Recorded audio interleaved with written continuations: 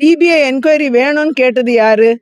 விஜய் தான் கேட்டாரு, தாவேகா தான் கேட்டுச்சு. அவங்களுடைய அந்த 41 பேர் மரணித்த சம்பவத்தில் கரூரில் அந்த சிபிஐ என்கொயரி வேண்டும் என்று கேட்டதே அவர்கள்தான்.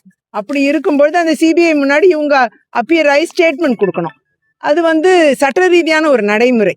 அந்த ஸ்டேட்மெண்ட் கூட வாங்கலைன்னா சிபிஐ எங்களுக்கு நியாயம், எங்கள்கிட்ட ஸ்டேட்மெண்ட்டே வாங்காம ஒரு முடிவுக்கு வந்துட்டாங்கன்னு சொல்லுவாங்க. அது ரொம்ப சட்ட ரீதியா தவறா இருக்கும். ஆகையால சிபிஐ தன் பணிகளை சிறப்பாக செஞ்சுட்டு வர்றாங்க. எந்த அழுத்தமும் கொடுக்கவில்லை, கொடுக்க வேண்டிய அவசியமும் இல்லை. விசாரணையின் போது கூட அதிகாரிகள் அந்த அழுத்தத்தை கொடுத்தாங்க அப்படின்னு சொல்லிட்டு தாவேகா தரப்புல பேசப்படுகிறது. நீங்க விஜய அவரை சொல்லுங்க. அவர் தானே சிபிஐ என்கொயரி அட்டன் பண்ணாரு. அவர் பேசட்டும். அவர் எனக்கு அழுத்தம் கொடுத்தா அவர் நேரடியா சொல்லட்டுமே. அவர் ஊடகங்கள் முன்னாடி சொல்லட்டும், மக்கள் முன்னாடி அவர் சொல்லட்டும். சொன்னால் ஒழிய உண்மை என்னங்கிறது யாருக்கும் தெரியாது. யாரோ சொல்றதை வச்சு நம்ம எந்த முடிவுக்கும் வர முடியாது.